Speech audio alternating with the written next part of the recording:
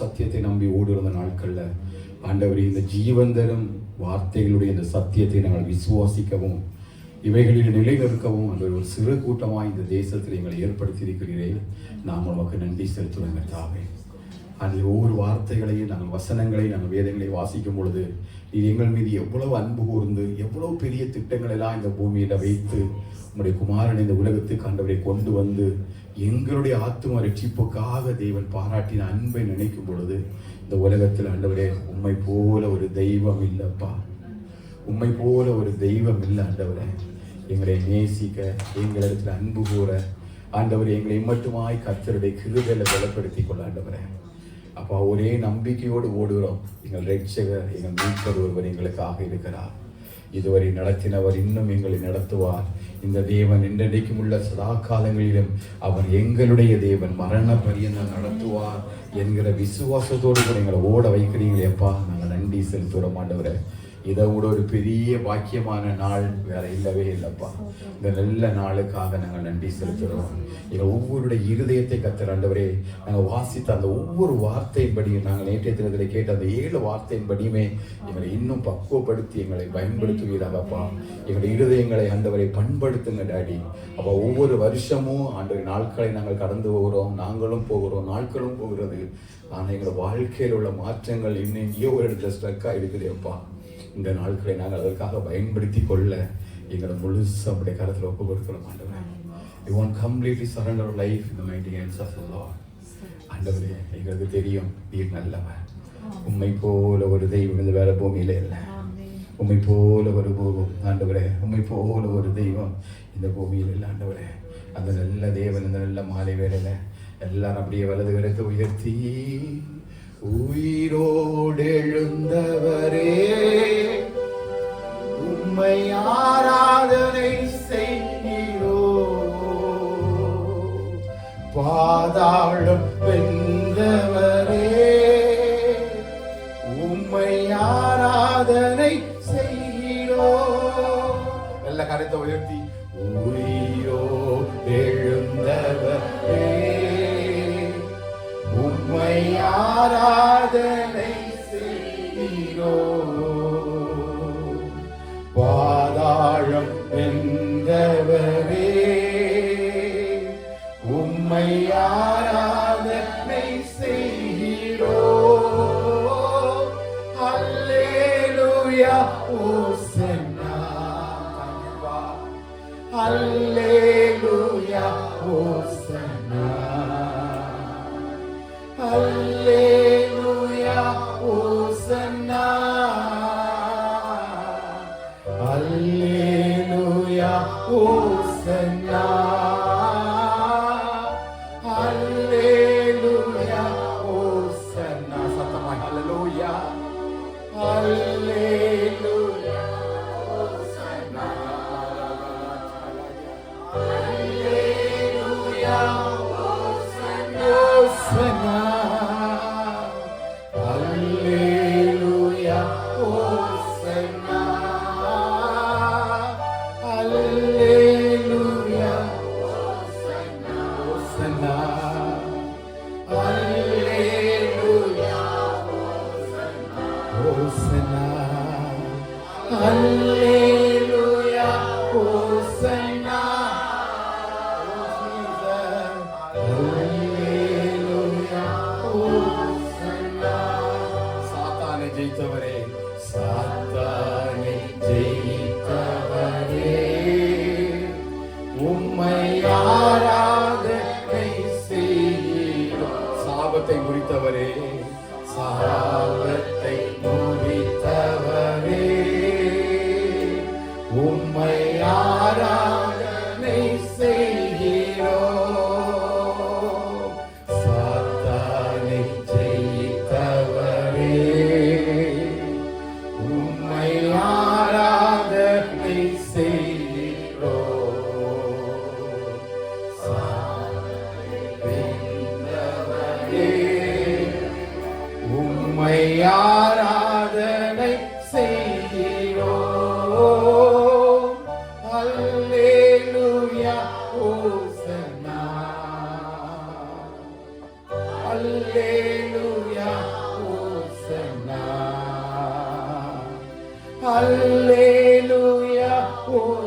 ஓசன்னா அல்லேலூயா ஓசன்னா அல்லேலூயா ஓசன்னா அல்லேலூயா அல்லேலூயா ஓசன்னா அல்லேலூயா ஓசன்னா அல்லேலூயா ஓசன்னா அகிலத்தை ஆள்பவரே உம்மை ஆராதனை செய்கிறோம் ஆனந்த பாக்கியமே உம்மை ஆராதனை செய்கிறோம் அகிலத்தை ஆள்பவரே உம்மை ஆராதனை செய்கிறோம் ஆனந்த பாக்கியமே உம்மை ஆராதனை செய் நல்ல கரங்களை உயர்த்தி அல்லேலூயா அல்லேலூயா ஓசன்னா அல்லேலூயா அல்லேலூயா ஓசன்னா அல்லேலூயா ஓசன்னா அல்லேலூயா ஓசன்னா அல்லேலூயா ஓசன்னா அல்லேலூயா ஓசன்னா அல்லேலூயா ஓசன்னா அல்லேலூயா ஓசன்னா எனக்காய் ஜீவன் விட்டவரே என்னோடிருக்க எழுந்தவரே எனக்காய் ஜீவன் விட்டவரே என்னோடிருக்க எழுந்தவரே என்னை என்று வழி நடத்துவாரே என்னை சந்திக்க வந்திடுவாரே என்னை என்று வழி நடத்துவாரே என்னை சந்திக்க வந்திடுவாரே இயேசு போதுமே போதுமே இயேசு போதுமே போதுமே எந்த நாளிலுமே என் நிலையிலுமே எந்த வாழ்வினிலே இயேசு போதுமே எந்த நாளிலுமே என் நிலையிலுமே எந்த வாழ்வினிலே இயேசு போதுமே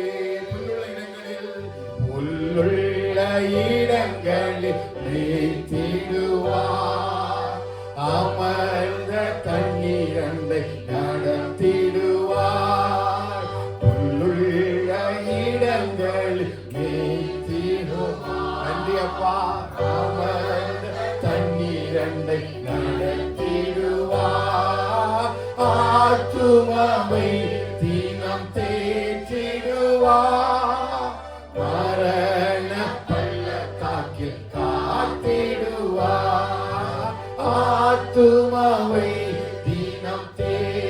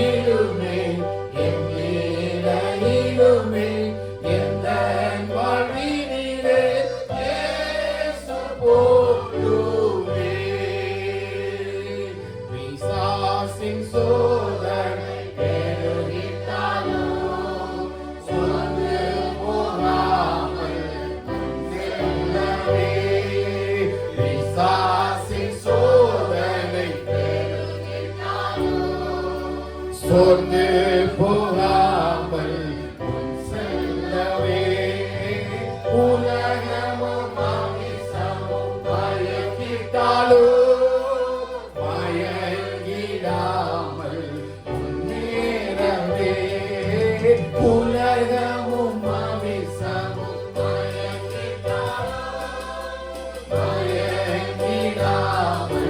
முன்னேற கரங்களை உயர்த்தி சொல்லுவோம். இயேசு போதுமே. போதும் ஆண்டவரே, எந்த சூழ்நிலையிலும் எந்த நாளிலும் ஆண்டவரே, எந்த நாளிலுமே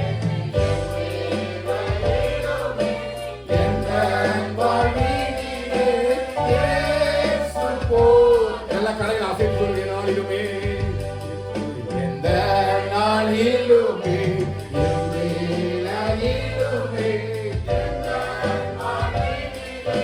இயேசு போதுமே. மனிதர் என்னை கைவிட்டாலும் மனிதர் என்னை கைவிட்டாலும்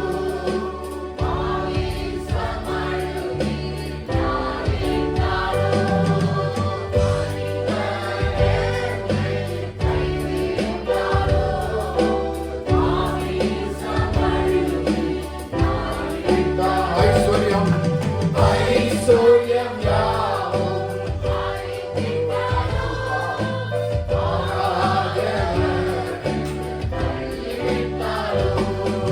ஐஸ்வர்யம்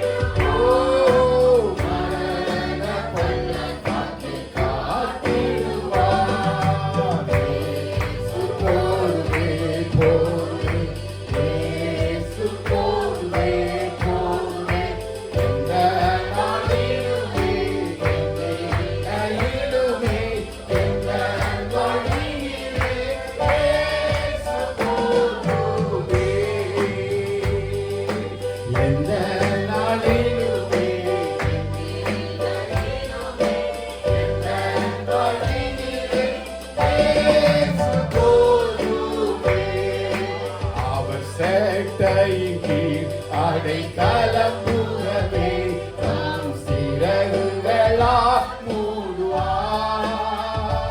அவர் சேட்டையின் கீழ் அடைக்கலம் புகவே தம் சிறகுகளா மூடுவார். அவர் சேட்டையின் கீழ் அடைக்கலம் புகவே அடைக்கலப்பா பெரிய ஒரு அடைக்கலம் சுவித்தந்தார். அவர் சேட்டையின் கீழ் அடைக்கலம் புகவே தம் சிறகுகளாய் தேவனின் அடைக்கலமே தேவனின் அடைக்கலமே என் கோட்டையும் மரணம் அவர் சத்தியம் பரிசயம் கேடகமா என் நம்பிக்கையும் அவரே. அவர் சத்தியம் பரிசயம் கேடகமா என் நம்பிக்கையும் அவரே.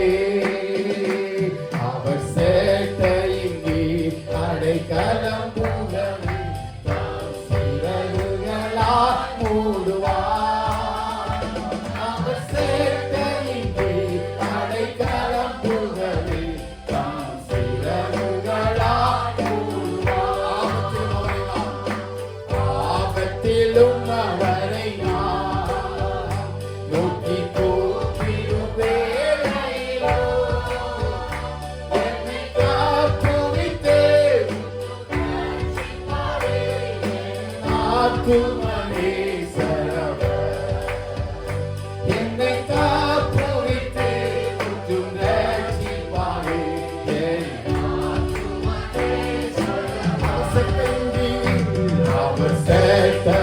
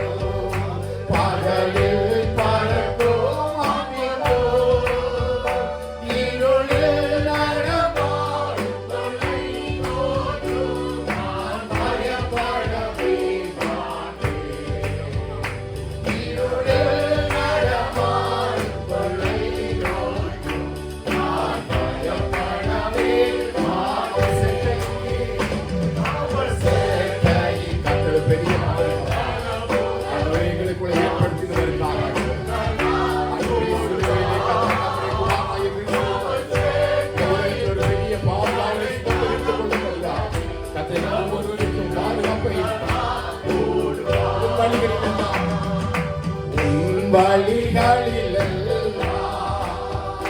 உன்னை தூதர்கள் காத்திடுவார்.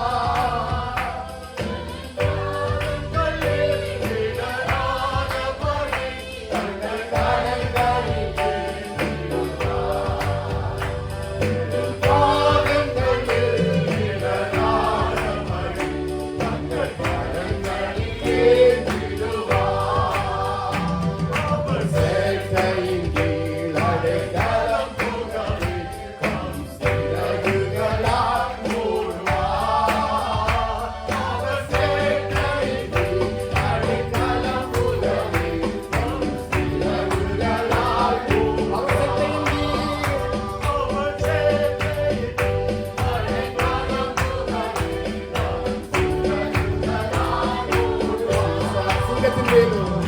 சிங்கத்தின் மேலும் நடந்து அவர் சத்தத்தையோ மிதிப்பார்.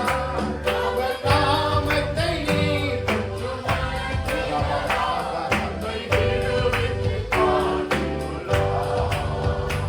அவர் நாமத்தை நீர்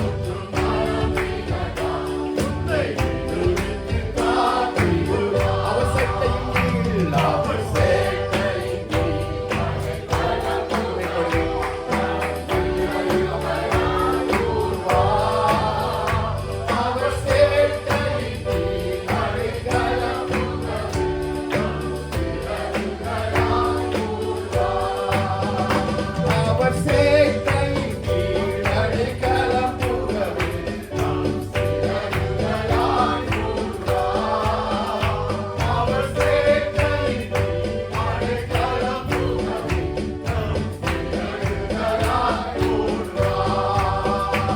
அவர் கிருபை என்று உள்ளதே, அவர் கிருபை என்று உள்ளதே. அவரை போற்றி துதித்து பாடி அல்லேலூயா என்றார் படிப்போம். அவரை போற்றி துதித்து பாடி அல்லேலூயா என்றார் படிப்போம். அவரை போற்றி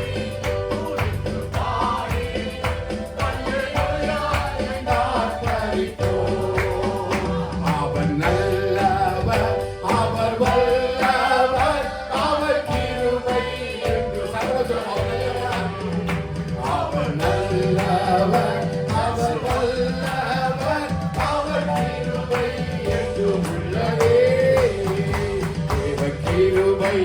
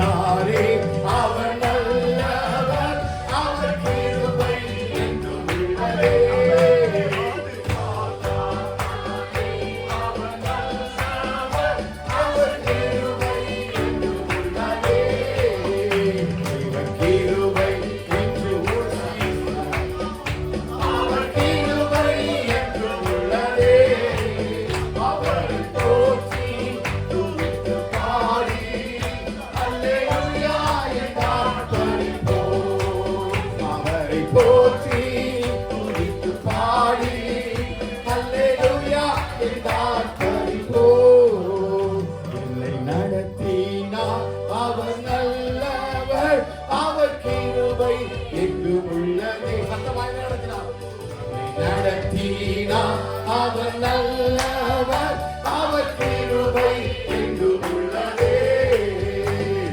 கிருபை என்றும் உள்ளதே.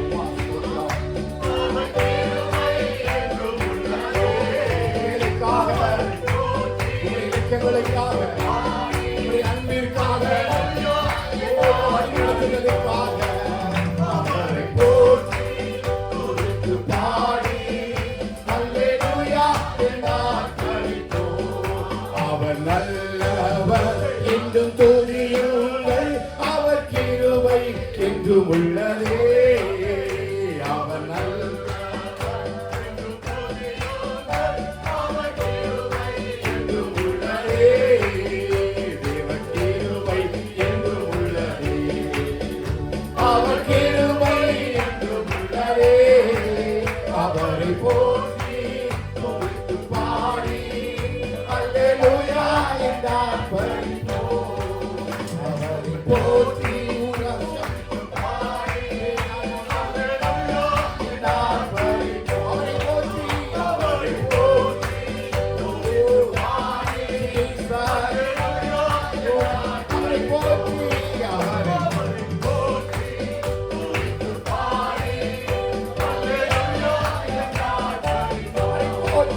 அவரை போற்றி துதித்து பாடி அல்லேலூயா என்றார்.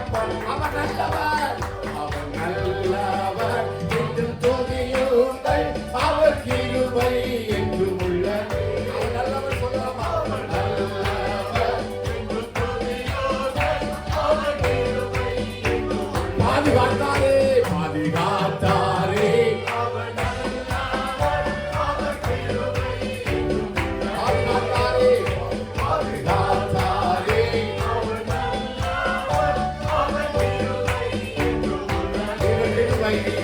தேவ கிருபை என்றும் உள்ளதே. அவர் கிருபை என்றும் உள்ளதே. அவரை போற்றி துதித்து பாடி அல்லேலூயா என்றார் பரிபூரண.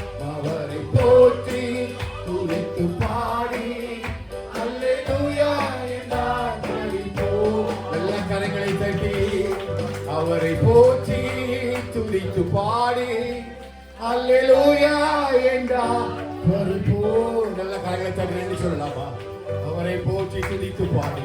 நம்மை பாதுகாத்த தேவன், நம்மை நடத்தின தேவன், முன் சென்ற தேவன், இதுவரையில் நம்மை நடத்தி வந்த நல்ல தேவன், அவர் கிருபையும் இரக்கமும் உள்ள தேவன்.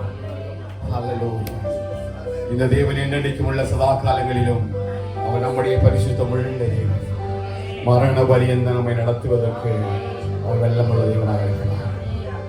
அப்படியெல்லாம் இருக்கிற இடங்களோடு நம்முடைய எழுப்பி நின்று கர்த்தர் நாமத்தின் மகிமைக்காக ஆண்டவரே உயர்த்துகிறோம் என்கிற உணர்வோடு கூட நல்லவரே ஸ்தோத்திரம், நல்லவரே வல்லவரே நன்றி இயேசுவே. அப்படியே கண்களை மூடி கர்த்தர் நம்மை பாராட்டி இருக்கிற எல்லா அன்பிற்காக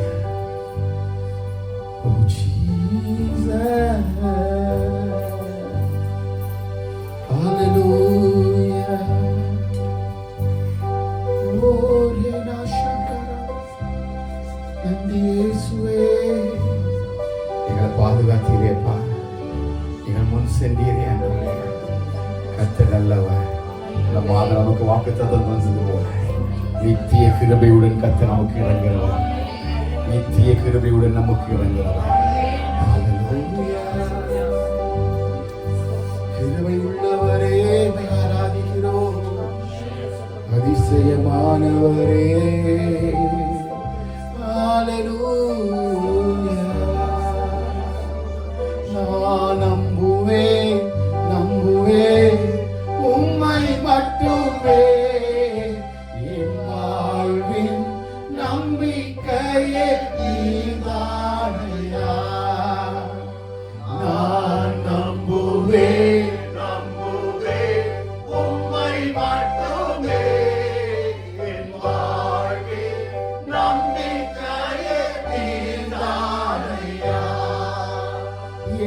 ஜீவ நாட்களெல்லாம் என்றும் உம்மை சார்ந்திருப்பேன். என் ஜீவ நாட்களெல்லாம் என்றும் உம்மை சார்ந்திருப்பேன். கதைகளை எழுதி சொல்லுங்க. நான் நம்புவேன், நான் நம்புவேன், நம்புவேன் உம்மை மட்டுமே. என் வாழ்வில் நம்பிக்கையே நீதானையா. ஆதரித்தீர், அரவணைத்தீர், உம் தோளில் என்னை சுமந்தீர். ஆதரித்தீர், அரவணைத்தீர், உம் தோளில் என்னை சுமந்தீர். ஐயா உம் தோளில் என்னை சுமந்தீர். ஐயா உம் தோளில் என்னை சுமந்தீர். எல்லா கரங்களை உயர்த்தி நான் நம்புவேன், நம்புவேன் உம்மை மட்டுமே. என் வாழ்வில் நம்பிக்கையே நீதானையா. நான் நம்புவேன், நம்புவேன் உம்மை மட்டுமே. என் வாழ்வில் நம்பிக்கையே நீதானையா. நான் நம்புவேன், நம்புவேன் உம்மை மட்டுமே. என் வாழ்வில் நம்பிக்கையே நீதானையா. எத்தனை பேர் சொல்ல முடியும்? அவர் உயிர்த்தெழுந்தனாலதான் நமக்கு ஒரு நம்பிக்கை. அவர் உயிர்த்தெழுந்தனாலதான் நமக்கு ஒரு நம்பிக்கை கத்து வைத்திருக்கிறார். அழிவுள்ளதாய் விதைக்கப்படும், அழிவில்லாததாய் இது திரும்ப எழுந்திருக்கும்.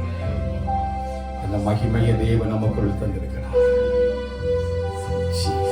அவர் உயிர்த்தெழுதலுடைய வல்லமையை தம்முடைய ஜனத்தின் மீது வைக்கும்படிதான் அந்த 3 நாட்களும் மரணத்தோடு கூட சில காரியங்களை நிறைவேற்றும்படி நமக்காக, இந்த உலகத்தினுடைய மீட்புக்காக, ரட்சிப்புக்காக தன்னையே முழுவதுமாக தேவனுடைய கரங்களை ஒப்பு கொடுத்தார். இந்த ஆஸ்வதிக்கப்பட்ட மாலைகளில் நம்மளோட உயிர்த்தலினுடைய நினைவூர்தலை கொண்டாடும்படி இந்த இடத்துல நம்ம கூடி வந்திருக்கிறோம். இந்த உலகம் இன்னும் அந்த உயிர்த்தலை நம்பவே இல்லை. எப்படி ஒரு மனுஷன் உயிர்த்தலில் எழும்ப முடியும் என்றுதான் இன்றைக்கு எத்தனையோ பொய்யான சத்தியத்தையும் வேத புரட்டர்களும் எழும்பி கிறிஸ்துவனுடைய உயிர்த்தலை இதுவரை விசுவாசிக்காதபடிக்கு எத்தனையோ தடைகளை பிசாசு உலகத்தில் உருவாக்கி வைத்திருக்கிறார். ஆனால் கிருபையான ஒரு சத்தியத்தை கத்தமுக்கு தந்திருக்கிறார். நம்ம எல்லாரும் விசுவாசிக்கிறோம். அவர் உயிரோடு எழுந்திருக்கிறார். அவர் எழுந்திருக்கிற தேவன். அவர் இன்றைக்கு ஜீவிக்கிற தேவன். அவர் இன்றைக்கு ஜீவிக்கிற தேவன். அவர் ஜீவிக்கிறனால தான் நான் இன்றைக்கு ஜீவிக்கிறேன். அவர் உயிர்த்தெழுந்தனால தான் இன்றைக்கு நாங்கள் உயிர்த்தெழுந்தோம். அவர் கூட இருக்கிறனால இன்றைக்கு எல்லா சூழ்நிலையிலும் கத்தனைகளுக்கு அப்படிப்பட்ட ஒரு பெரிய கிருபையை தந்திருக்காங்க. சொல்றவங்க மட்டும் எல்லா கரங்களை உயர்த்தி, ஆண்டவரே உங்களுடைய அந்த கிருபையோட நல்ல நன்மைகளுக்காக நாங்கள் நன்றி செலுத்தி சுபமாக்கிறோம்.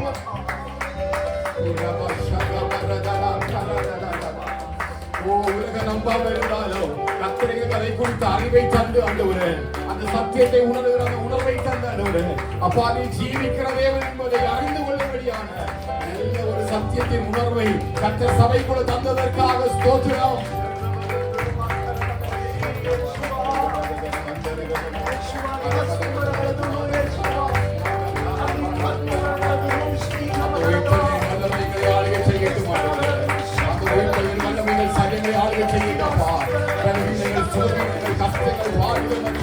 ஒவ்வொரு பிள்ளைகளுக்கும் அப்பா தேவரானவர் எப்படி தன்னுடைய குமாரனாகிய கிறிஸ்துவை எழுப்பப்படுகிறாரோ, சாவுக்கு எதுவான இந்த சரியங்களை, சாவுக்கு எதுவான இந்த சரியெல்லாம் எழுப்பப்படுவார் என்று சொல்லி அப்போஸ்தலனாகிய பவுல் சபைகளுக்கு எழுதுவது போல இயேசுவின் நாமத்தில் விளைவிடுகிற சூரியனுடைய தடைகளை உடைத்து இந்த சரியங்களை மகிமையுள்ள ராஜ்யத்தில, மகிமையுள்ள சத்தியத்தின்படி அது உயர்த்தலுக்குள்ள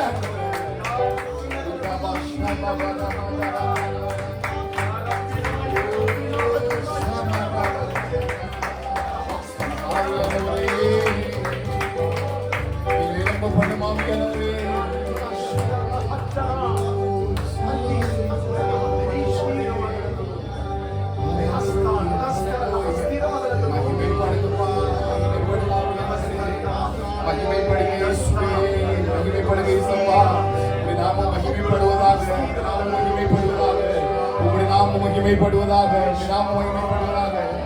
சிலுவையிலே காட்டின அன்பிற்காக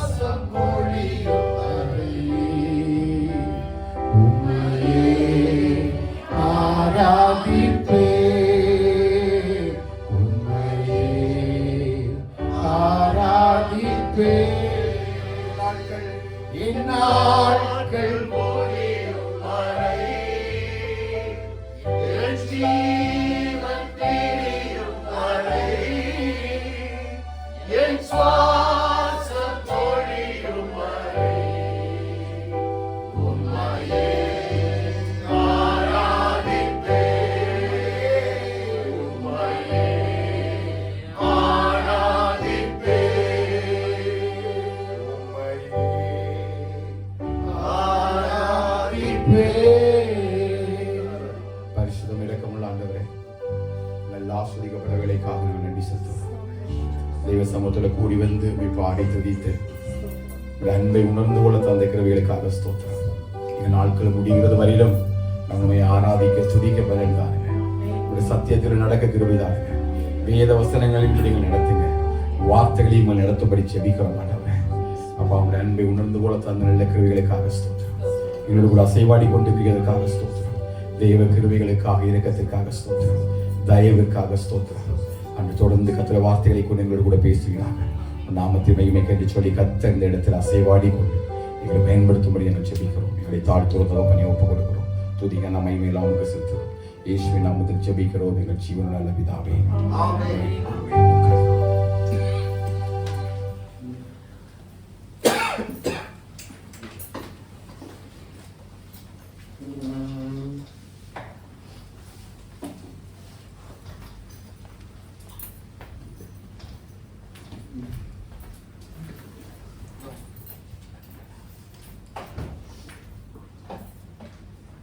Hallelujah. Hallelujah. சத்தம் சொல்லுங்க பார்க்கலாம். Hallelujah. Praise the Lord. இப்ப பஞ்சி இல்ல. நேத்து தான் பஞ்சி இல்ல. சத்தமா சொல்லுங்க. Hallelujah. Hallelujah. ஆமென். கர்த்தர் நல்லவர். ஆமென். விசுவாசிக்கிறீங்களா? கர்த்தர் ஆமென். நல்லவர். ஆமென். இந்த என்ன ஆராதனை? உயிர்த்தெழுதல் ஆராதனை இல்ல? ஈஸ்டர் ஆராதனைக்கு தான் நம்ம வந்திருக்கிறோம். இந்த பிரெடன் கேட்ட அன்னைக்கு நம்ம ஈஸ்டர் ஆராதனையா? ஆமா. இயேசு கிறிஸ்து என்னையா உயிர்த்தெழுந்தாரு நாளைக்கு. ஆனால் இந்த வருஷம் நம்ம சபையில் நம்ம சொல்லியிருக்கோம், ஆண்டவரே எங்கள் அக்காவுக்கு எல்லாம் டியூட்டி இருக்கிறனால நீங்கள் என்ன செய்யுங்க, எங்கள் சபையில் என்ன வீட்டிலுங்க, நாளைக்கு மற்ற சபையில் செய்யுங்க வீட்டில் சொல்லியிருக்கோம். அது கர்த்தர் உயிரோடு இருந்திருக்கிறார். ஹல்லேலூயா. உயிரோடு இருந்த கிறிஸ்து என்ன செய்வதில்லை, மரிப்பதில்லை. என்றைக்குமே நமக்கு உயிர்த்தெழுதல் தான். ஆனால் நாட்களை நினைவு கூர்ந்து தெய்வ சமூகத்தில் அப்படிப்பட்ட கிருபைகளை செய்யும்படி கர்த்தர் நமக்கு தந்திருக்கிறார். நல்ல கிருபைகளுக்காக நான் கர்த்தரை ஸ்தோத்திரிக்கிறேன். சத்தமாவே சொல்லலாம், இன்னும் சத்தமா சொல்லலாம், நல்ல திடமா சொல்லுங்க. ஹல்லேலூயா. உயிர்த்த கிறிஸ்து நம்மோடு கூட இருக்கிறார். அவர் இனி மரிப்பதில்லை. ஆமென். கர்த்தர் மறுபடியும் நம்மை பலப்படுத்தி திடப்படுத்தி கர்த்தர் கிருபையாய் கர்த்தர் நம்மை வழி நடத்துவாராக. விசுவாசிக்கிறீங்களா? நடத்துவாரா? அந்த தேவன் என்றைக்கும் உள்ள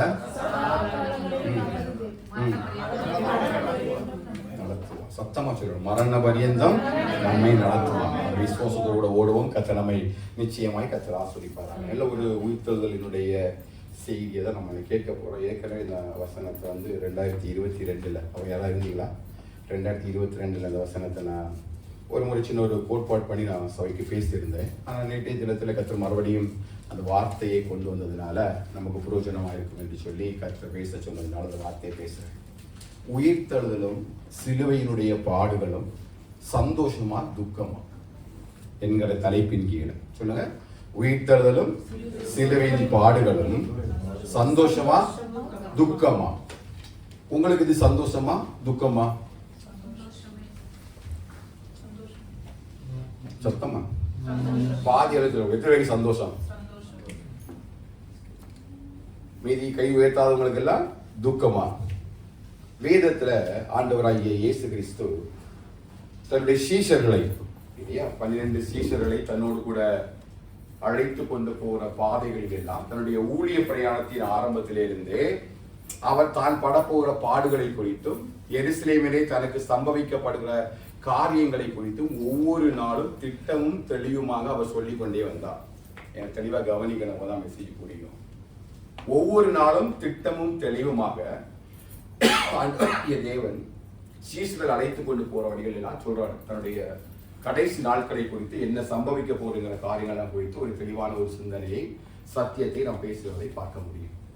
ஆனால் தேவன் தான் மரணிக்கப்பட போகிறார் என்பதையும் தன்னுடைய சிலுவையினுடைய பாடுகளை குறித்து பேசின பொழுது அதை சீஷர்களால் என்ன செய்ய முடியவில்லை, ஏற்றுக்கொள்ள முடியவில்லை.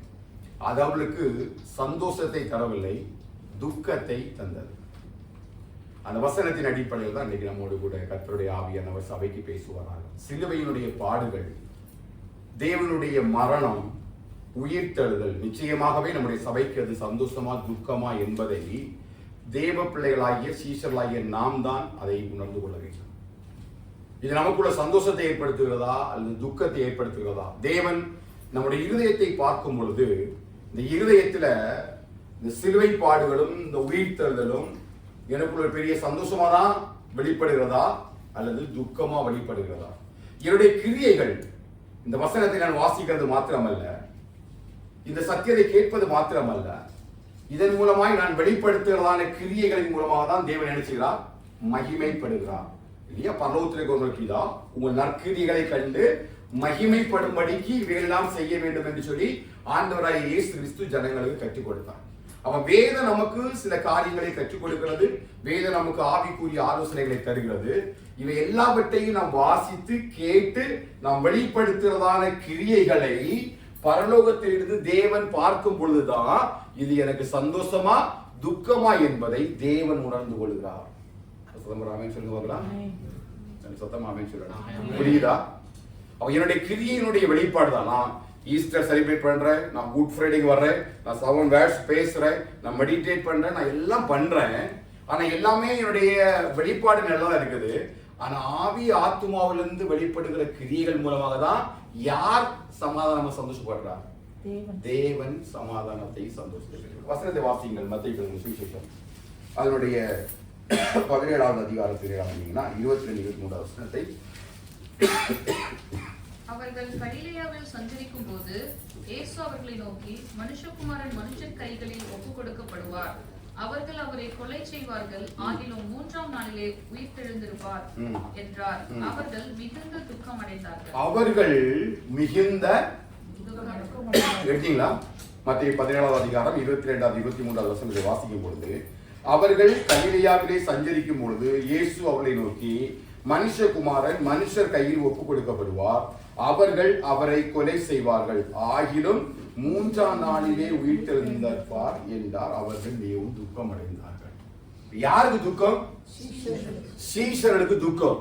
என்ன துக்கம்? ஒரு ஆண்டவராகிய இயேசு கிறிஸ்து மனுஷகுமாரன் என்று சொல்லி தங்களை எல்லாவற்றை விட்டு ஊழியத்திற்கு என்று சொல்லி அழைத்த ஒரு தேவன், கடைசி பரியந்தம் தன்னோடு கூட இருப்பேன் என்று சொல்லி அழைத்த தேவன், இப்ப ஒவ்வொரு நாளும் நல்ல ஆகாரம் கிடைக்குது, போகிற பாதைகள் எப்படி போறாங்க, இவங்க கூடவே ஃபாலோ பண்றாங்க, எல்லா விதமான மரியாதை இயேசு கிறிஸ்து கிடைக்கிற எல்லா விதமான காரியத்தையும் ஏற்பட்டாங்க, சுதந்திரித்துக் கொள்றாங்க, ரொம்ப சந்தோஷமா தான் வாழ்க்கை போயிட்டு இருக்கு. திடீர்னு பார்த்தா ஒரு ஸ்பீட் பிரேக். என்ன ஸ்பீட் பிரேக்னா ஆண்டு சொல்றாரு, நான் என்ன பண்ண போறேன், நான் மரணம் அடைய போறேன். I'm going to die on cross at Jerusalem. இந்த வார்த்தையை கேட்ட உடனே அவங்களால் அதை ஏற்றுக்கொள்ள முடியல. இவ்வளவு நாளும் சந்தோஷமாய் ஆனந்தமாய் களிப்பாக ஓடிக்கொண்டிருந்த ஒரு சீஷர் கூட்டத்தினுடைய இருதயமும் வேதனைக்குள்ளாய் மாற்றப்படுகிறது. எதனால இவங்களுக்கு வேதனை அப்படின்னா, இந்த வாழ்க்கை இதோட முடிய போகுது.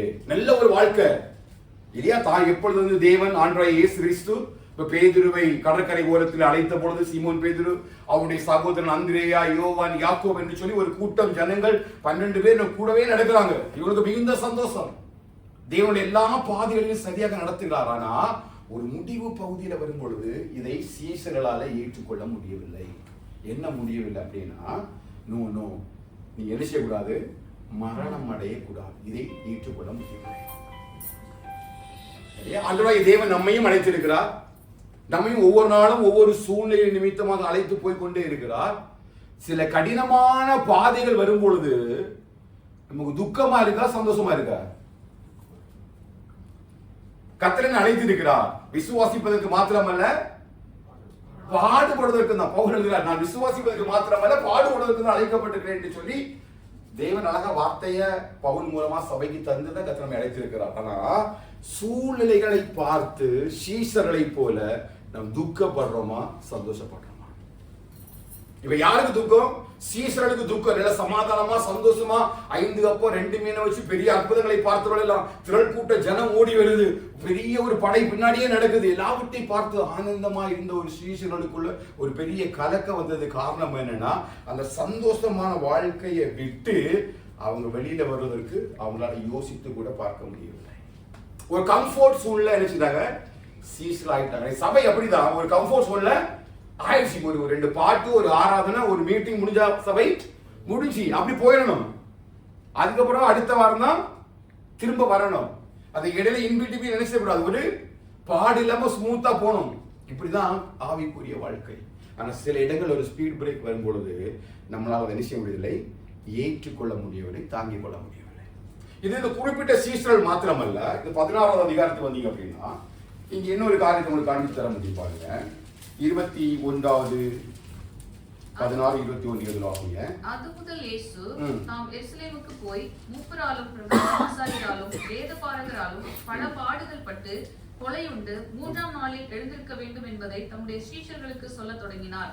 அப்பொழுது பேதுரு அவரை தனியே அழைத்து கொண்டு போய், ஆண்டவரே உமக்கு நேரிடக்கூடாதே, இது உமக்கு சம்பவிப்பதில்லை என்று அவரை கடிந்து கொள்ள தொடங்கினான். அவரோ திரும்பி பேதுருவை பார்த்து, எனக்கு பின்னாக போ சாத்தானே, நீ எனக்கு இடரலாய் இருக்கிறாய். தேவனுக்கு ஏற்றவைகளை சிந்தியாமல் மனுஷனுக்கு ஏற்றவைகளை சிந்திக்கிறாய் என்றார். இப்ப யாருக்கு இங்க மறுபடியும் பெரிய ஒரு துக்கம் வந்துருச்சு?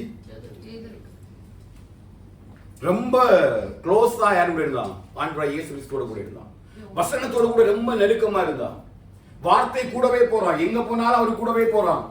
ஆண்டவரே, மரணமே இல்லாமல் வேறு ஒன்றும் உங்களை என்ன செய்யாது, பிரிக்க முடியாது என்று சொல்லி வசனத்தோடு கூட he was so connected to the word of God, the close relation with Jesus. ரொம்ப நெருக்கமான ஒரு உணர்வு, நல்ல நெருக்கமா இருந்தான். ஆனா அவனால எதை ஏற்றுக்கொள்ள முடியல அப்படின்னா, ஆண்டவராகிய இயேசு கிறிஸ்துவுக்கு சம்பவிக்க போறதுனால ஏற்றுக்கொள்ள முடியும். அப்படின்னா இந்த ஆவிக்குரிய சிந்தனை என்ன அப்படின்னா, வசனம் நிறைவேறுவதை அவர்களால ஏற்றுக்கொள்ள முடியல. நிறைய இடங்களில் வசனம் எது சொல்லுதோ அதன்படிதான் நமக்கு என்ன செய்யும், நடக்கும். தேவன் சில வசனங்களை நமக்கு காண்பிப்பார், சில வசனங்களை வைத்து நம்மளை புடமிடுவார், சில வசனங்கள் மூலமாக நம்மளை உருவாக்குவார்.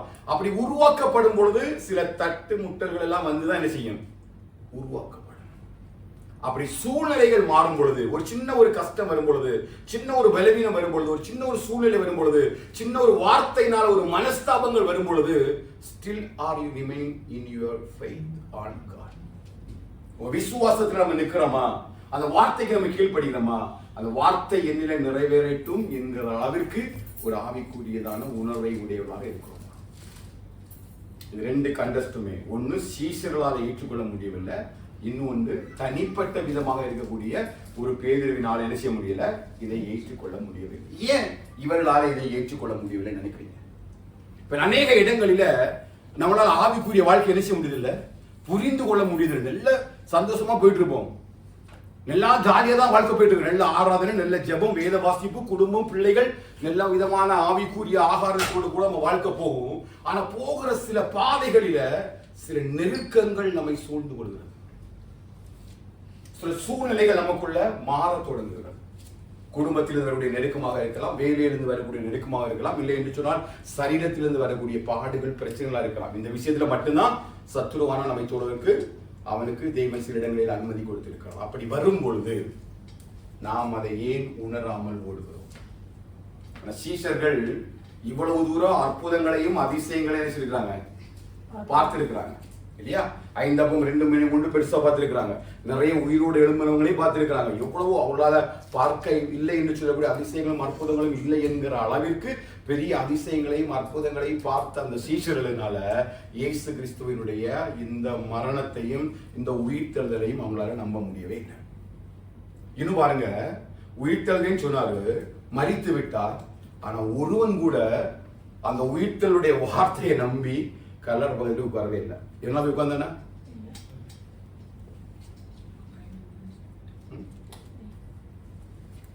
ஆண்டு உயிர்த்தெழுதல் சொல்லியிருக்காரு, கண்டிப்பா 3ஆம் நாள் கழிச்சு திரும்ப வருவாரு. திரும்ப 5 அப்பத்தை 2 மீனை 5000 பேருக்கு போஷிப்பாரு, நமக்கு சாப்பாடு கிடைக்கும்னு கூட ஒருத்தன் கூட. அவ எந்த அளவுக்கு 3.5 வருஷம் எங்களுடைய வாழ்க்கை ஓடி இருக்கிறது பாருங்க. வார்த்தை தான், வார்த்தையை நம்பி ஓடுகிறவனுடைய வாழ்க்கையில நடைபெறுகிற சூழ்நிலை மாற்றங்கள். 3.5 வருஷம் கூட இருந்திருக்கிறான். ஆண்டு அவ்வளவு அற்புதங்கள், அதிசயங்கள், அடையாளங்கள்லாம் செய்திருக்கிறாரு. லாசரு உயிரோட கூட எழுப்பியிருக்கிறாரு, யாவியுடைய மகள் எழுப்பியிருக்கிறாரு. எவ்வளவோ காரியங்களை கர்த்தர் பரலோகத்தில் இருந்து மகிமையை காணப்படும்படி பேதுருவும் யோவானும் யாக்கோபும் இருக்கும்போது கெத்செமனே தோட்டத்துல ஒரு சத்தத்தை கேட்கிறாங்க. இவரினுடைய நேசகுமாரன், இவரில் பிரியமா இருக்கிறேன் என்கிற ஒரு சத்தத்தை கேட்கிறாங்க. ஆண்டவரே சொல்றாரு, வேற யாருக்கு தெரியாதுங்க, சொல்லாதுன்னா. அப்படி தேவ மகிமையும் பிரசனத்தையும் உணர்ந்த உணர்வுள்ள ஒரு சீசன் கூட யாரு கூட இல்ல. கல்லறை போய் அடிச்சு ஒருத்தனாவது செக் பண்றதுக்காக வந்திருக்கலாம் இல்லையா? ஆனா ஒருவனும் வரல. ஏன் வரலன்னு நினைக்கிறீங்க? யோவான் 20ஆம் அதிகாரம் 9ஆவது வசனம் வாசி. யோவான் 20ஆம் அதிகாரம் 9ஆம் வசனம். அவர் மரித்தோரிலிருந்து எழுந்திருக்க வேண்டும் என்கிற வேத வாக்கியம். இல்லாத எடுங்க. அவர் மரித்தோரிலிருந்து உயிரோடு எழுந்திருக்க வேண்டும் என்கிற வேத வாக்கியத்தை அவர்கள் இன்னும் அறியாது என்றார். சத்தமா சொல்லுங்க, எல்லாம் சேர்ந்து வாசிங்க. அவர் மரித்தோரில் இருந்து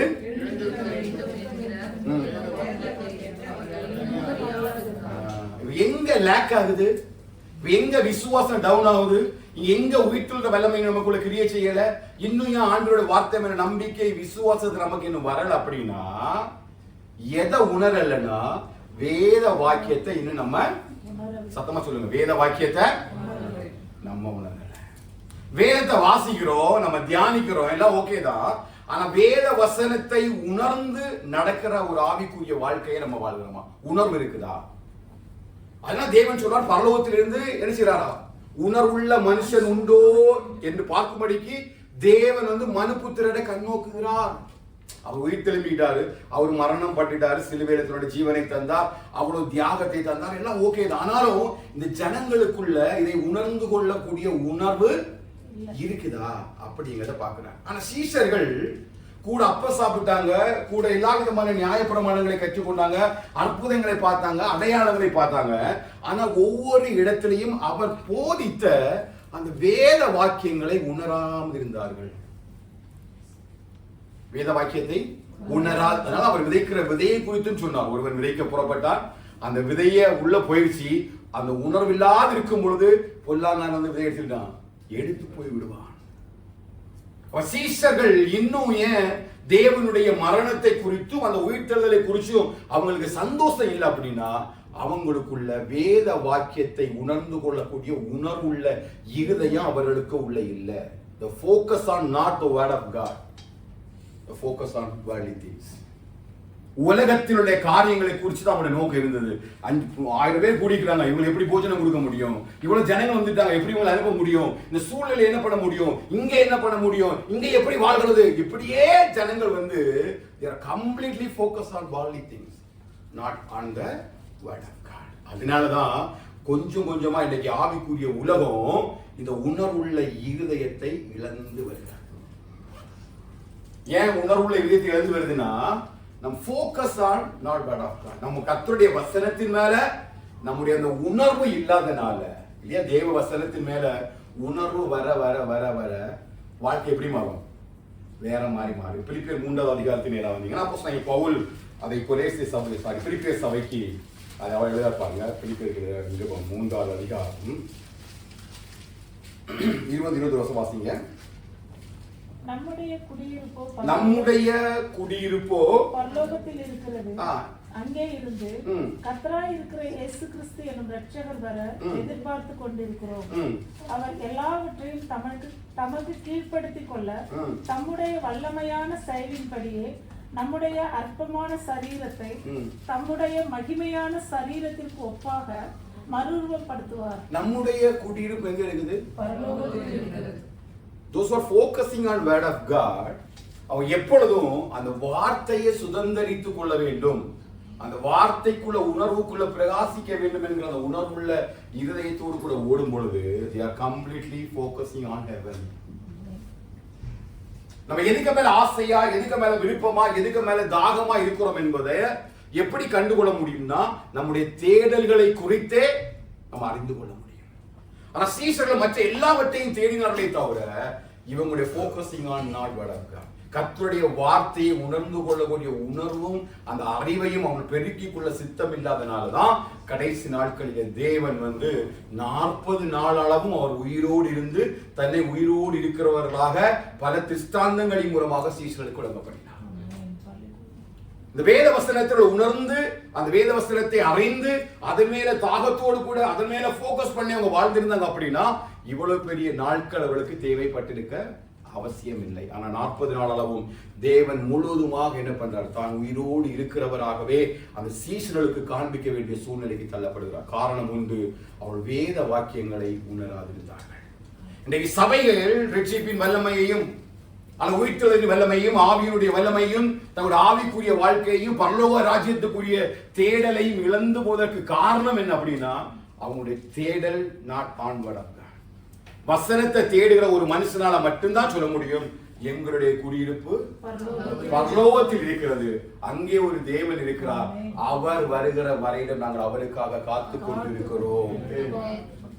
இதை வாசிக்கிறதுக்காக அல்ல, என்னோட வாழ்க்கையில எந்த அளவுக்கு நான் தேடுகிறோம் என்பதை வைத்துதான் இந்த வசனத்தின் மூலமாய் கர்த்தர் என்னில் பிரியப்படுகிறார்.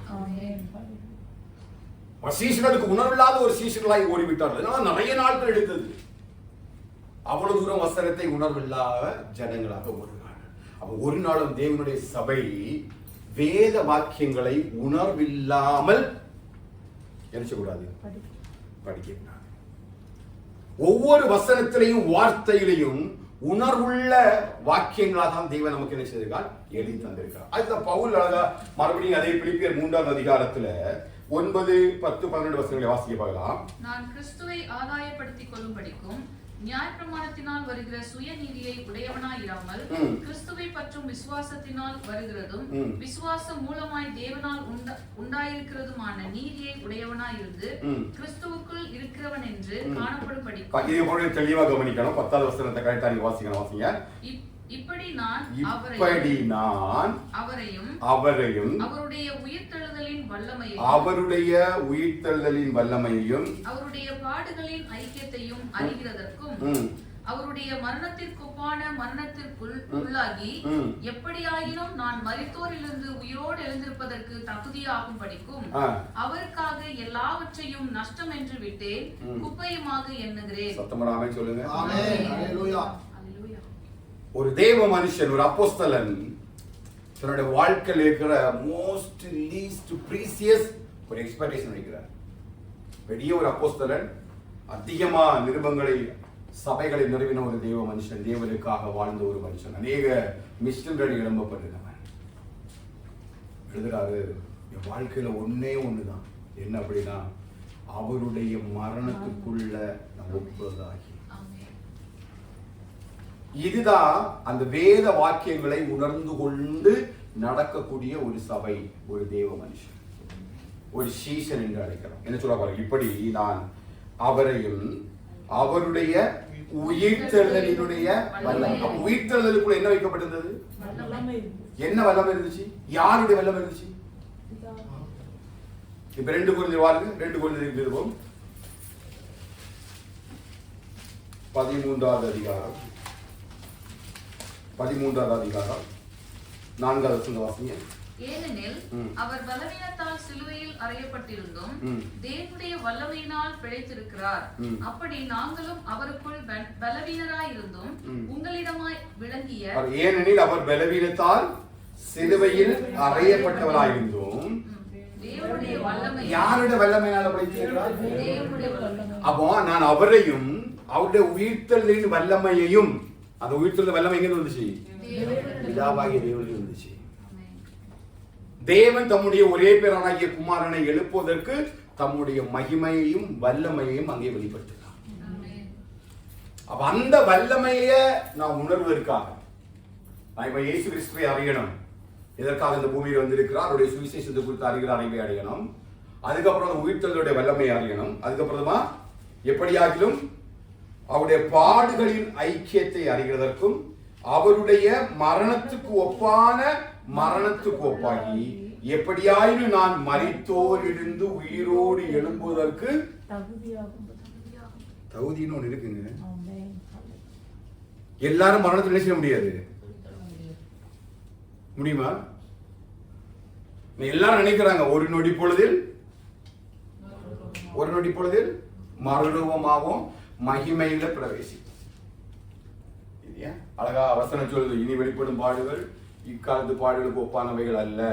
நான் இப்ப இப்படி இருக்கிறோம், இனி எப்படி இருப்போம்னு தெரியாது. ஆனா அவர் வெளிப்படும் பொழுது அவர் இருக்கிற வண்ணமாகவே நாம் அவரை தரிசிப்பதினால். பவுல் ரொம்ப ஆழமான சத்தியத்தை உள்ள வைக்கிறாரு.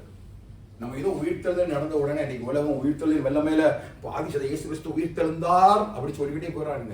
ஆனா அதுக்குள்ள எவ்வளவு சத்தியத்தை ஆண்டு வச்சிருக்காரு பாருங்க. அவர் எப்படி சிலுவையில் அறையப்பட்டிருந்தார்? பலவீனத்தால் அறையப்பட்டிருந்தார். மரண திகில் அவருக்குரியதா இருந்தது. கெத்செமனே தோட்டத்துல என்ன பண்ணாரு? இரத்த வியர்வை சிந்தத்தக்கதாக, ஆண்டவரே இந்த பாத்திரம் என்னை விட்டு நீங்க கூடுமானால் நீங்கட்டும் என்று சொல்லி திகிலோடு தான் அந்த மரணத்தை அவர் ஏற்றுக்கொண்டார். பயத்தோடு உடைக்கப்பட்டிருந்தார்.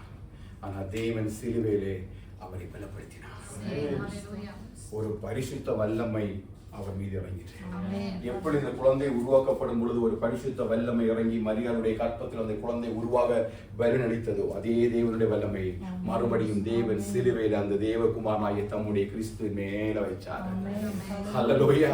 அந்த மகிமை உள்ள இறங்க தேவன் சத்துருடைய மரணம் என்று சொல்லி பரிகரிக்கப்படும் கடைசி சத்துருவை தேவன் தம்முடைய குமாரனை வைத்து உடைத்தார். அந்த வல்லமையை பவுல் அறிய விரும்புகிறார். பவுல், நீ எதுக்கு ஊழியம் பண்றீங்க? எதுக்கு பவுல் எல்லாவற்றையும் விட்டுட்டு ஓடுறீங்க? வாழ்க்கையில ஏன் எல்லாவற்றையும் இழந்து ஓடுறீங்க? சொல்றாங்க, இதை அறிவதற்காக நான் எல்லாத்தையும் விட்டுட்டேன். இந்த உலகத்துல பவுல் உங்களுக்கு என்ன மேன்மை?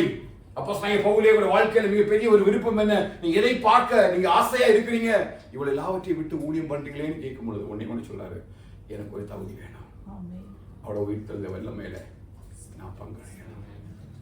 நான் இவ்வளவு ஓடுறேன், இவ்வளவு பிரசங்கம் பண்றேன், இவ்வளவு அடிக்கப்படுறேன், உடைக்கப்படுகிறேன். ஒவ்வொரு நாளும் இயேசு கிறிஸ்துவுடைய மரணத்தை எங்க சரீரத்தில் நாங்கள் சுமந்து திரிகிறோம். எங்களுக்கு ஒன்று தெரியும், கர்த்தர் எங்கள் ஜீவனாகிலும் மரணத்தினால் ஆகிலும் எங்கள் சரீரத்தின் மூலமாக அவர் மகிமைப்படுவார். அவர் மகிமைப்படுவார். இது எல்லாருக்கும் கிடைக்காது இந்த வாக்கியம். வேத வாக்கியங்களை உணர்ந்து கொள்ளவன் பட்டவனால மட்டும்தான்.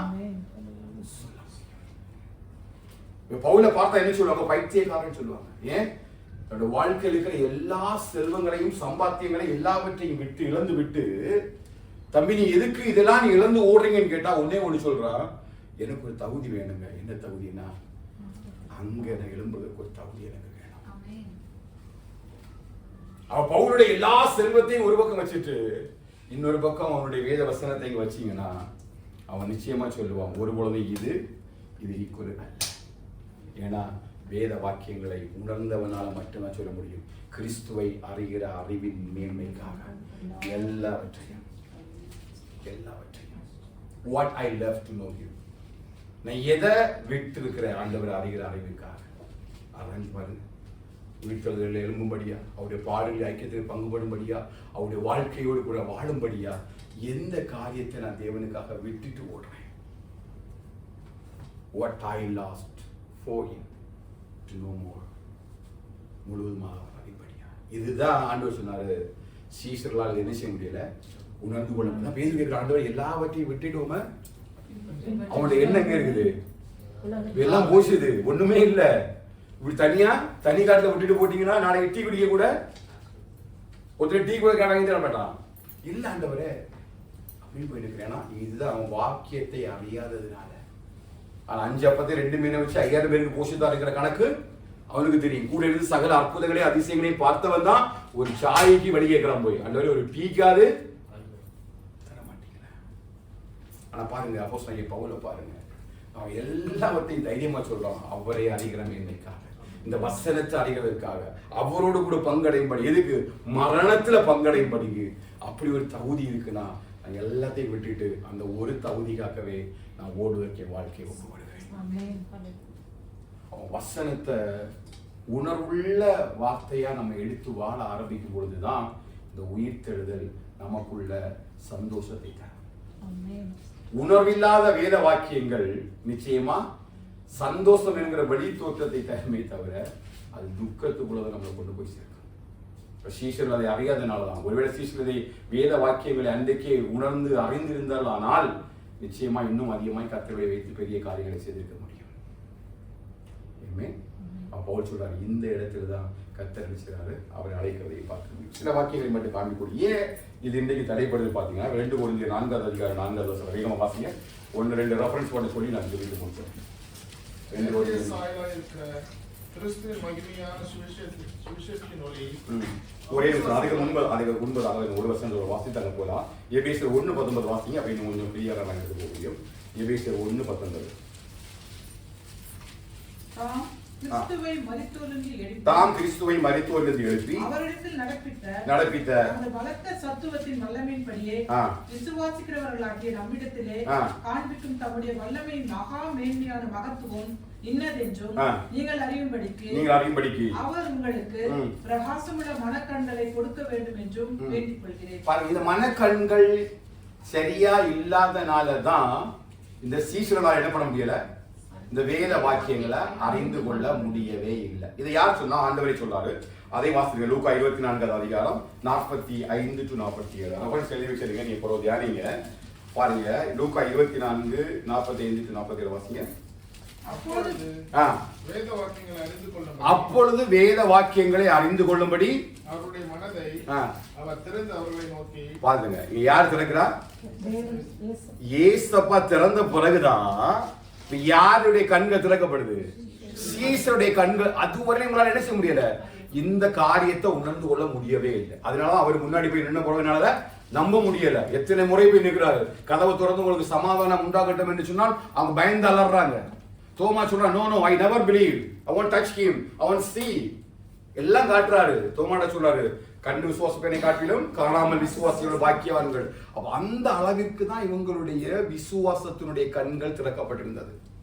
ஆண்டவர் அவருடைய மனக்கண்களை திறந்த பிறகுதான் அவங்களுடைய வேத வாக்கியங்களை உணர்ந்து கொள்ளக்கூடிய அந்த உணர்வுள்ள மனதை அங்கே ஆண்டவர் அங்கே வைக்கிறார். ஓகேவா? இப்பதான் பவுல் அந்த எபேசியர் 1:19 எழுதுறாரு, இப்படிப்பட்ட அந்த சத்துவத்தின் வல்லமையை, இந்த உயிர்த்தெழுதலின் வல்லமையை நீங்க அறியும்படிக்கு, தெரிந்து கொள்ளும்படிக்கு உங்க மனக்கண்களை தேவன் திறந்தருள வேண்டும் என்று உங்களுக்காக வேண்டுதல் செய்கிறேன். எபேசிய சபை, நான் அப்படி வேண்டுதல் பண்றேன் நம்ம சபைக்காக. கர்த்தர் நமக்கு அப்படிப்பட்ட மனக்கண்களை நினைச்சுவராக திறந்தருளுவாரா. எப்படிப்பட்ட மனக்கண்கள்? இப்ப 19 வாசிங்க வேகமா. தாம் கிறிஸ்துவை மரித்தோரிலிருந்து எழுப்பி அவரிடத்தில் நடப்பித்த தமது பலத்த சத்துவத்தை, அதாவது பிதாவாகிய தேவன் கிறிஸ்துவை மரித்தோரிலிருந்து எழுப்பி அவர் ஒரு பலத்த சத்துவத்தின் வல்லமையை கொண்டுதான் இதெல்லாம் செயல்படுத்தி இருக்கிறாரு. அந்த வல்லமையை சபை அறிந்து கொள்ளணும். புரியுதா? இப்படி தெரிந்து கொள்வதற்கு என்ன தேவை? நல்ல உணர்வுள்ள மனக்கண்கள் தேவை. கர்த்தர் நமக்கு திறப்பாரா? ஹல்லேலூயா. கர்த்தர் அப்படி மனக்கண்களை திறப்பார். அநேக இடங்களில நம்முடைய மனக்கண்கள் திறக்காதபடினாலதான் வேத வசனத்தினுடைய ரகசியங்களையும் சத்தியங்களையும் ஆழங்களையும் நம்மளால கண்டுகொள்ள முடியவே இல்லை. அப்ப அதை திறந்து, கண்களை திறந்து, அதனாலதான் தாவீது ஜெபிக்கிறார், வேதத்தில் உள்ள அதிசயங்கள் எல்லாம் பார்க்கும்படி கண்களை திறந்தார். எவ்வளவு நல்ல ஜெபம் இல்லையா? அப்ப இங்க ஒரு கண் இருக்குது. சில இடங்கள் நம்மளால நினைச்ச முடியல, வேதத்தை ஆராய முடியல, பார்க்க முடியல, படிக்க முடியல, இதுவுமே செய்ய முடியல. Reason, only reason, it was hidden for us. நமக்கு மறைக்கப்பட்டிருக்கிறது. பவுலுக்கும் மறைக்கப்பட்டிருந்தது. அதனால அவனுடைய கண்கள் மூடப்பட்ட நேரம் கண்ணு தண்ணி வருது, செதில்கள் கீழே விழுந்தது. கர்த்தருடைய கண்களை திறந்தான். அப்பதான் தெய்வ சத்தத்தை கேட்கிறான். அப்ப நம்முடைய மன கண்கள் திறக்கப்படணும். அப்ப இந்த மன கண்கள் திறக்கப்படணும். இதை ஒருத்தன் என்ன செய்திருக்கிறான்? ஊட்டி வச்சிருக்கிறான். இப்ப 2 Corinthians 4:4 வாசிங்க. தேவனுடைய சாயலாய் இருக்கிற கிறிஸ்துவின் மகிமையான சுவிசேஷத்தின் ஒளி விசுவாசிகளாகிய அவர்களுக்கு பிரகாசமாய் இராதபடிக்கு இப்பிரபஞ்சத்தின் தேவனானவன் அவர்களுடைய மனதை குருடாக்கினான். பாருங்க, யாருக்கு வேலை இது? யாருக்கு வேலை? பிசாசுக்கு வேலை. என்ன பண்றான்? கண்ணை வந்து குத்தி விட்டுட்டு போயிடணும். இப்படி நம்ம தான் அப்படி சபையில உட்காந்து வசனம் கேட்குறோம், பைபிள் ரீட் பண்றோம், பாட்டு பாடுறோம், எல்லாம் அப்படி இருந்தாலும் ஆனா we are not our rights to focus on word of God. அப்படி வசனத்துக்கு மேல இருக்காது. ஆளதான் இங்க இருக்கும், கண்ணு இங்க இருக்கும். ஆனா அந்த கண் எப்படி இருக்காது? உணர்வுள்ள கண்ணா இருக்காது. அது அப்படியே கொஞ்சம் உலகத்துல என்ன செய்யும்? அப்படி போயிட்டுமா அங்க போனோன்னா அவன் குத்தி விட்டுருவான். யாரு? அதான் அவன் தான். யாரு? பிரபஞ்சத்தின் அதிபதியானவன். அந்த நம்ம வாசிக்கிற அந்த வசனம், அந்த வாசிக்கிற வார்த்தையோட மகத்துவம் என்ன என்று தெரியாம போயிட்டுங்கிறதுக்காக நம்ம அப்படியே லைட்டா உலகத்தை பார்க்கும்பொழுது இல்லையா, யோவான் எழுதுறாடிய கண்களின் செய்யும் மாம்சத்தின் செய்யும் ஜீவனத்தின் பெருமையும் அவனால உண்டானது. அப்படி லைட்டா நம்ம ஃபோக்கஸ் பண்ற நேரம் என்ன பண்றான்? குத்தி விடுறோம். நம்ம நல்ல விசுவாசத்துல நல்ல வசனம் படிச்சு ஆமேன் அந்த வசனத்தை அப்படியே பார்க்கிற அளவுக்கு நம்ம வாழுவோம். திடீர்னு ஏதாவது ஒரு இச்சையை போட்டு குத்தி விடுறோம்.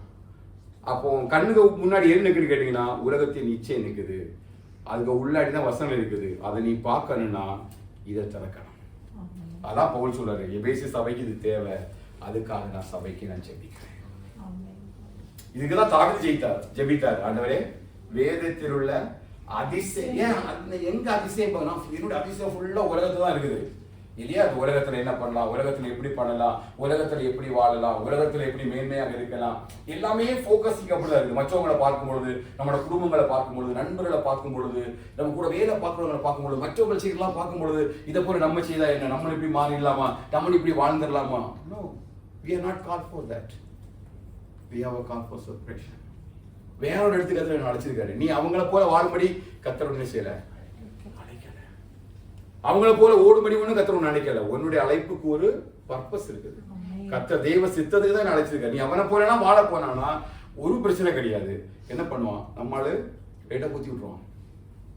சின்ன பல்லு குத்துற குச்சி இருக்கு இல்லையா, இது மாதிரி ஒண்ணு வச்சுட்டு என்ன பண்ணிடுவான்? டக்குன்னு குத்தி விட்டுருவான். திடீர்னு வசனம் தெரியாது, வசனம் மறந்து போயிடும், வசனம் ஓடவே செய்யாது. திரும்ப ஒரு ஜெபம், எதுக்கு? ஆண்டவரே வேதத்தில் உள்ள அதிசயங்கள் எல்லாம் பார்க்கும்படிக்கு ஆண்டவரே அவர் எதுக்கு நீ எங்க போன? உன் வேலை போய் ஒழுங்கா உட்கார்ந்தா கண்களை கத்த பாதுகாப்பாரு. பிரபஞ்சத்தின் அதிபானியாவன் அவங்களுக்குள்ள அது வேலை செய்யாதபடிக்கு தேடிட்டே இருக்கான். கடைசி நாட்கள்ல அந்த உயிர்த்தலின் வல்லமையை உணராதபடிக்கு மாத்திட்டான். ஏன்னா உணர்வுள்ள வாக்கியங்கள் தான் அது நமக்கு உள்ள உணர்வை கொண்டு வரும். நான் வசனம் கேட்கறதுனாலயோ அட்டென்ட் பண்றதுனாலயோ ஓடுகிறதுனாலயோ அல்ல சபையே, ஒன்னே ஒண்ணுதான், உணர்வுள்ள இதே இருக்குதான். வேத வாக்கியங்களை உணர்ந்து கொள்ளக்கூடியதே இருக்குதான். தேவன் பேசுற ஒவ்வொரு வார்த்தைக்கும் என்ன ஒப்பு கொடுத்து, ஆண்டவரே வசனத்தை ஒப்பு கொடுக்குறப்பா. ஒருவேளை இந்த வசனம் தாவீதுடைய வாழ்க்கையில மிகப்பெரிய ஜெபம், என் கண்மணியும் மீட்பெருமாகிய கர்த்தாவே, என் வாயின் வார்த்தைகள் என் இதயத்தின் தியானம் சமூகத்திலே நம்ம கேட்கிறோமா? ஒவ்வொரு வசனம் வாசிக்க உள்ளாலே இந்த வசனத்தின்படி நான் வாழ்றேனாப்பா, என் வாழ்க்கை உங்களுக்கு பிரியமா இருக்கா? எங்க ஃபோக்கஸ் பண்றேன்? வேத வசனத்தை வாசிக்கிறேன்னா ஆவிக்குரிய வாழ்க்கையில ஃபோக்கஸ் பண்றேன். எனக்கு எல்லாம் வேலை தந்திருக்கீங்க, வேலைக்கு போறேன், குடும்பம் தந்திருக்கீங்க, பிள்ளைகள் தந்திருக்கீங்க. அதை தாண்டி என் வாழ்க்கையில ஒரு அழைப்பு பர்பஸ் இருக்குது. இந்த வாக்கியங்கள்ல உணர்வுள்ளவனா நடக்கிறேன். இது எல்லா காரியத்திலையும் சீஷர்கள் ரொம்ப அதிகமா பாராட்டினாங்க. பந்தி விசாரிப்பா இருக்கட்டும், அங்க பஞ்சாயத்து பண்றதா இருக்கட்டும், எல்லாத்துலயும் அவங்க வந்து அதிகமா ஈடுபாடு கொண்டாங்களே தவிர ஒருவரும் தேவனிடத்துல வந்து என்ன செய்யல, வார்த்தையை குறிச்சு கேட்கற உணர்வுகளை இதயத்தை பார்க்க முடியாது. அப்போஸ்தலன் பவுலுடைய ஃபுல் நிருபங்களை நீங்க வாசித்தாலும் சரி, ஆக்ட்ஸ் ஆஃப் அப்போஸ்தலன் ஃபுல்லா நீங்க படித்தாலும் சரி, அங்க பாத்தீங்கன்னா ஒரே சண்டை, பஞ்சாயத்து நியாயம் விசாரிக்கிறதுக்கும் ஃபுட்டு வைக்கிறதுக்கும் அடி வைக்கிறது தான் சபைக்குள்ள பயங்கர சண்டை. யார் முன்னெடுப்பான், யார் எதை செய்வான், யாரு பண்ணுவான், இன்னைக்குமே சண்டை அதுதான். யாரு முன்னெடுப்பா, யாரு செய்வா, எங்க பண்ணலாம். எவனாவது ஒருத்தன் வேத வசனத்தின்படி வாழ்கிறதுக்கு எவன் முன்னெடுப்பான் சொல்லுங்க. இதே டெக்னாலஜி அன்னைக்கு பிசாசானவன் அழகா கண்ணை குத்திக்குள்ள விட்டான். எது உலகத்துல வெளியில நடக்குதோ அதே தான் சபைக்குள்ள கொண்டு வரும். யார் உங்களின் முதன்மையானவன்? ஆண்டவர் ஒன்னே ஒன்று சொன்னார், எவன் முதன்மையானவன் இருக்க விரும்புகிறானவன் அவன் முதல்ல ஊழியக்காரனா இருக்கட்டும். அது தேவையில்லை உலகத்துல. இதுதான் உணர்வுள்ள வாக்கியங்களை அறிந்து கொள்கிற உண்மையான சீஷன். அப்படிப்பட்டவனுக்கு மட்டும்தான் இந்த பாடுகள் இல்லையா, அந்த பாடுகள். 2 தீமோத்தேயு வாசித்தீங்கன்னா 2ஆம் அதிகாரம் 11-12 வாசித்து முடிக்கலாம். 2 தீமோத்தேயு 2ஆம் அதிகாரம் 11-12. இந்த வார்த்தை உண்மை உள்ளது என்னவெனில், நாம் அவரோட கூட மரித்தோமானால் அவரோட கூட பிழைத்தும் இருப்போம். அவரோடு கூட மரித்தோமானால் அவரோடு கூட பிழைத்தும் இருப்போம்.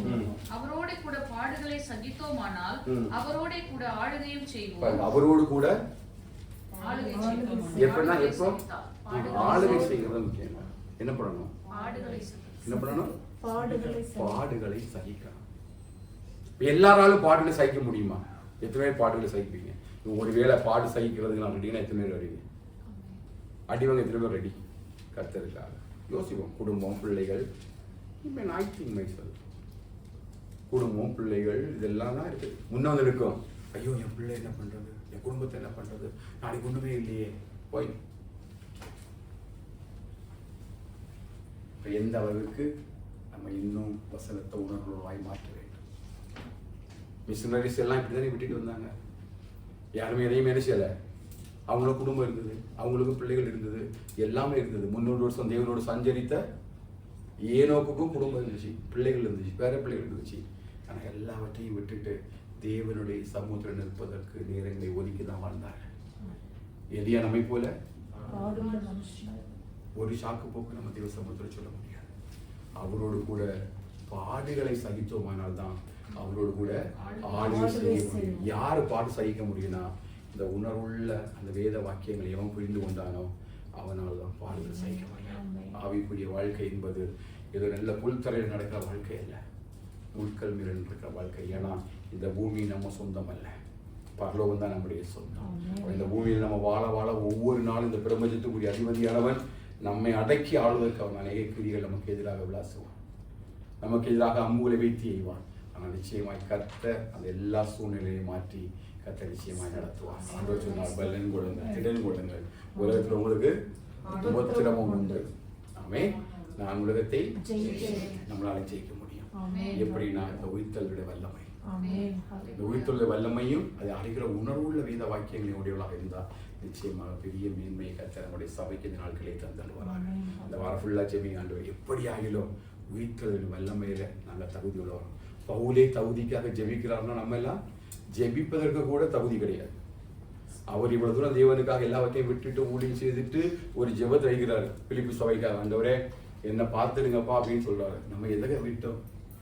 அவர் அறிகிற அறிவின் மேன்மைக்காக, அவரோட உயிர்த்தலின் வல்லமை பங்கெடுப்பதுக்காக எந்த காரியத்தை விட்டுட்டு நம்ம பின்பற்றோம்? எதை நம்ம லூஸ் பண்ணியிருக்கிறோம்? நமக்கு ஜெயிப்பதற்கு தகுதி இருக்கா இல்லையான்னு தெரியாது. ஆனால் எங்களுடைய தகுதி எல்லாம் தேவனால் உண்டாயிருக்கிறார். அவர் எங்களை தகுதிப்படுத்துவார். அப்படிங்கிற மாதிரி நம்ம தேவ சமூகத்தை அப்படி ஒரு சோப்பு கொடுத்து செபித்து, ஆண்டவரே இந்த உயிர்த்தலின் வல்லமையினால, இந்த உயிர்த்தலின் வல்லமையை நாங்கள் உணர்ந்து கொள்ளும்படி கர்த்தாவே எங்களை ஆவிக்குள்ள நிரப்பம். அப்படி வேத புஸ்தகத்தை கையில் எடுத்துருங்க முடிச்சுக்காங்க. It all keep the Bible on your chest and we'll ask God. ஆண்டவரே ஒரு விஷயம் கூட இந்த வேத வாக்கியங்களை அப்பா சீஷர்கள் உணர்ந்து கொள்ளாததுனால அவளுக்கு பெரிய துக்கமாயிருந்தது. ஆனால் இப்போ நாங்கள் வேதத்தை உணர்ந்து இருக்கிறோம். எங்களுக்கு தெரியும் ஆண்டவர் எங்களுக்காய் ஒரு தேவன் அப்பா மரணம் அடைந்து என் அக்கிரமத்துக்காக பாவத்துக்காக ஆண்டவரே முழு ரத்தத்தை விலைக்கிரயமாக சிந்தி என்னை மீட்டெடுத்திருக்கிறார். அந்த வசனத்தெல்லாம் விசுவாசிக்கிறேன். ஆண்டவரே நான் அப்படியே ஆண்டவருக்குள்ள நான் உணர்வடைய எனக்கும் குடும்பத்துக்கும் கிருபைதாருங்க. ஆண்டவரே ஆண்டவர் எங்களுக்கும் குடும்பத்துக்கு அப்படிப்பட்ட கிருபையை தாருங்க, கிருபையை தாருங்க. ஆண்டவர் ஜெபிக்கிறது போல எங்களை தகுதியுள்ள சபையாய் மாற்றிடுங்கப்பா. அந்த உயிர்த்தலின் வல்லமைக்குள்ள நான் ஆண்டவரே பிரகாசிக்கத்தக்கதா அது எது என் வாழ்க்கையில தடையா இருந்தாலும் முழுசான விட்டு கொடுக்குறப்பா. எல்லாவற்றையும் நான் விட்டுட்டு அதில் தகுதி உள்ளவனாகும்படிக்கு அழைக்கப்படுகிற ஒரு அப்போஸ்தலனாகிய பவுலை போல ஆண்டவரே சபைக்குள்ள ஒவ்வொரு பிள்ளைகளுக்குள்ள அந்த தகுதியை வச்சு ஆண்டவரே எல்லாருடைய மனக்கண்களை திறந்தல்லுங்கப்பா.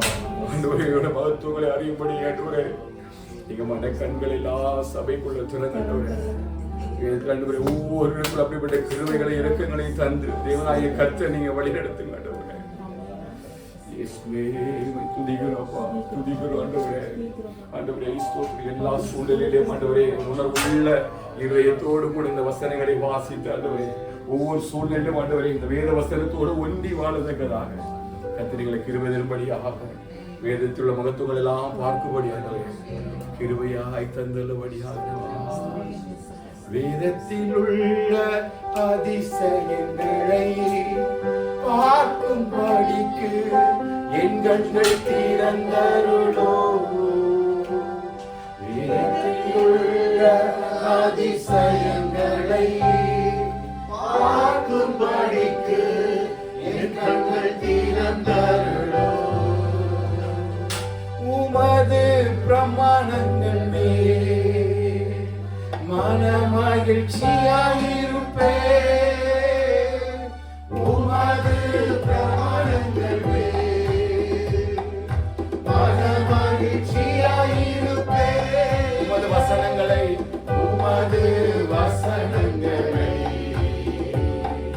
மறந்து போவதில்லை. உமது வசனங்களை மறந்து போவதில்லை. வேதத்தில் உள்ள அதிசயங்களை படித்து என் கண்கள் திறந்தருளோ. வேதத்தில் உள்ள அதிசயங்களை படித்து என் கண்கள் திறந்தருளோ. வேதத்தில் உள்ள அதிசயங்களை பார்க்கும்படி என் கண்களை திறந்தருளமான உயிர்த்தலின் வல்லமையை உணர்ந்து நாங்கள் ஓட கத்த கிருபை செய்கிறார்கள். இந்த ஆண்டவரை உயிர்த்தலுடைய கிருபைகளை தொடர்ந்து இந்த வருஷம் முழுவதும் நடத்தட்டும். ஒவ்வொரு நாளும் இந்த உயிர்த்தல் வல்லமையில் நடக்க கிருபை தருகிறார்கள். இந்த வசனங்களுடைய சபையை ஆசிர்வதிங்க. இந்த வாரம் முழுவதும் நடத்துங்க. எல்லா ஊழியங்களையும் கத்தர் ஆசிரியத்து பாதுகாத்து நடத்த வேண்டும் என்று சொல்லி ஜெபிக்கிறோம். இரத்த கோட்டைக்குள்ள உன்னதமான மறைவுக்குள்ள எங்கள் ஒவ்வொரு மறைத்துக் கொடுங்க. துதியான மகிமையெல்லாம் நமக்கு செலுத்துகிறோம். இயேசுவின் நாமத்தில் ஜெபிக்கிறோம் எங்கள் ஜீவனுள்ள பிதாவே. என் ஆத்துமாவே கர்த்தரை ஸ்தோத்திரி. என் ஆத்துமாவே கர்த்தரை ஸ்தோத்திரி. ஆமென். ஆசீர்வாதம் நம்முடைய கர்த்தராகிய இயேசு கிருபையும் பிதாவாகிய தேவனுடைய பரிசுத்த ஆவியோட ஐக்கியமும் சிநேகமும் இன்றும் மீண்டும் சதா காலங்களிலும் ஆண்டவராகிய இயேசு கிறிஸ்துவின் பிரியமும் சகல பரிசுத்தவான்களோடும் நம் அனைவரோடும் சபையோடும் இந்த தேசத்தோடும் கூட தங்கி இருப்பதாக. ஆமென். ஆமென். ஹல்லேலூயா. ஹல்லேலூயா. ஹல்லேலூயா. கர்த்தரை ஆசீர்வதிப்பாராக. அப்படி